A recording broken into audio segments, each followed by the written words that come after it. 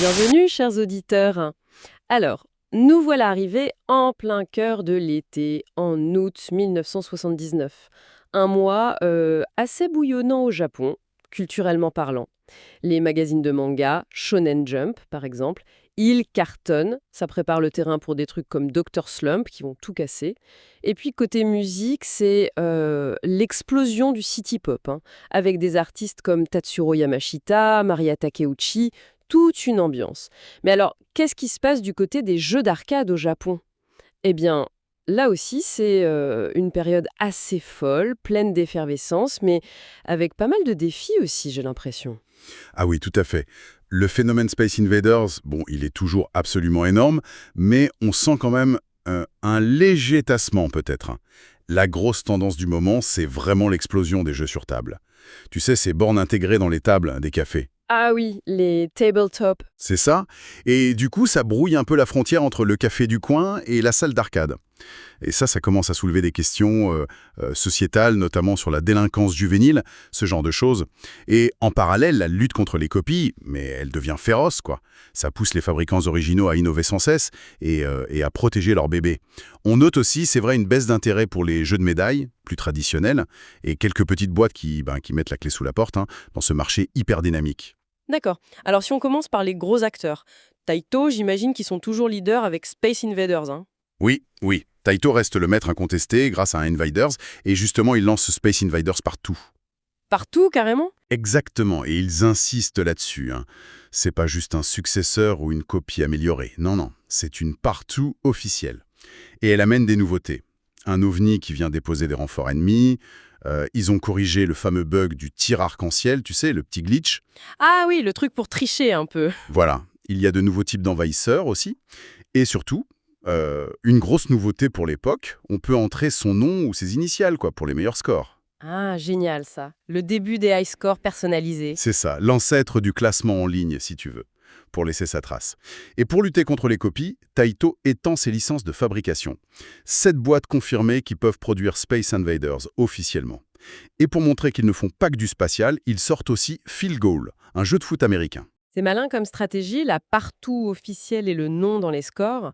Pendant ce temps, Sega, j'ai lu qu'ils se positionnaient comme un fabricant orthodoxe. Qu'est-ce que ça veut dire et ils innovent comment, eux? Alors, orthodoxe, ici, ça signifie qu'ils mettent le paquet sur la création originale, tu vois, hardware, software. Ils font pas que copier ou prendre des licences. Et leur grosse sortie d'août 79, le jeu qui fait parler, c'est Hedon. Ah oui, Eden. C'est un jeu de course, mais vu de dessus, dans un labyrinthe. Il faut manger des points sur le parcours en évitant les autres voitures. Carrément différent des shoot-'em-up spatiaux. Ça change, ouais. Un vrai vent de fraîcheur niveau gameplay.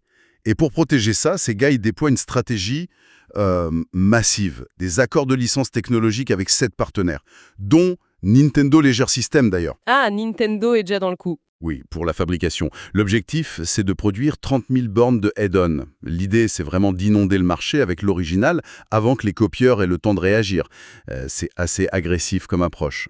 Et Sega sort aussi Starhawks, un jeu spatial avec un effet pseudo 3D assez précurseur, et Triple Attack qui propose 3 jeux en un. 30 000 unités, c'est juste énorme pour l'époque. On sent bien la compétition acharnée. Et Namco alors? L'autre grand nom qui monte, ils font quoi pendant ce temps? Namco, ils jouent sur plusieurs fronts. Ils sortent des suites à leurs propres jeux, comme Bombi et QTQ, qui sont des variations de leur premier petit succès, GB. Ils montrent aussi qu'ils regardent vers l'Occident. Ils testent le flipper géant Héraclès d'Atari dans leur propre salle d'arcade à Ginza. D'accord, un test de marché en quelque sorte. Voilà. Et surtout, Namco commence à défendre très sérieusement les droits de leur jeu original Galaxian.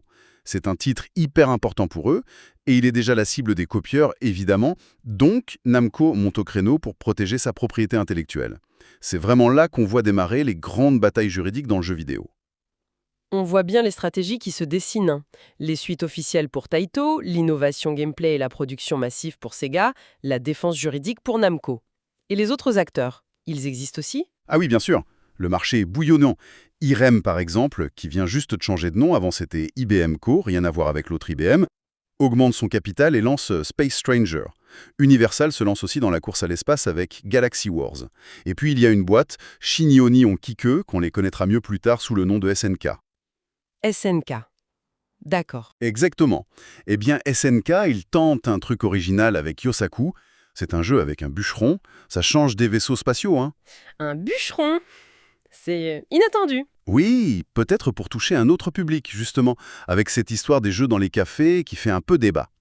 On voit aussi arriver des flippers basés sur le film Star Trek de Bally et Williams en partenariat avec Paramount. L'influence américaine est là aussi. Et puis, il y a des aspects plus techniques qui prennent de l'importance. La sécurité électrique, par exemple, avec le label JA qui commence à apparaître pour rassurer sur la conformité des machines.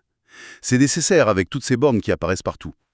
Et Asahi Seiko sort un nouveau sélecteur de pièces, plus performant, pour essayer de lutter contre les fausses pièces. Un autre fléau lié à ce succès fulgurant. C'est fou de voir tout ça en un seul mois.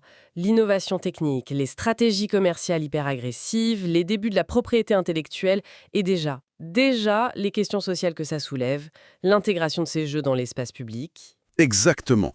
Cette explosion du jeu vidéo, surtout via ces tables de café qu'ils font un peu sortir des salles dédiées, ça pose vraiment des questions de fond sur la place de ce nouveau divertissement électronique dans la société.